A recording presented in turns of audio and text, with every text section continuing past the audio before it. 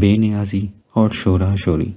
سارا دن قدرت یا تو مسجد کے باہر نماز پڑھتے اور یا مسجد کے عوامی حصے میں سارا دن وہ نہ تو مزار مقدس کی طرف جاتے نہ ترکی دالان کی طرف۔ یا اللہ، یہ کیا اسرار ہے! صبح اتنی شورا شوری اور اب اتنی بے نیازی۔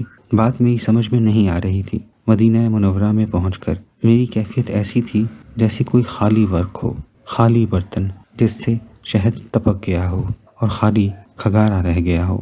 شام کو مغرب کی نماز پڑھنے کے بعد جب ہم ہوٹل میں واپس پہنچے تو قدرت اپنے کمرے میں چلے گئے اور میں اپنے کمرے میں آ گیا۔ دل پر ایک عجیب سی اکتاہٹ طاری تھی۔ کمرے میں پہنچا تو وہاں ایک صاحب بیٹھے انتظار کر رہے تھے۔ آپ مفتی صاحب ہیں؟ انہوں نے پوچھا۔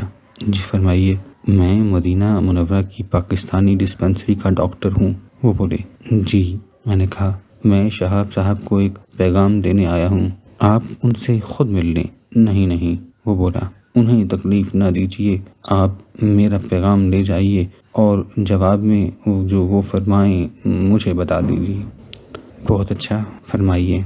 ان سے کہیے کہ آج شب کو نماز عشاء کے بعد مسجد نبوی صلی اللہ علیہ وسلم خصوصی طور پر شاہ مراکو کے لیے 1-1.5 گھنٹہ کے لیے کھلے گی۔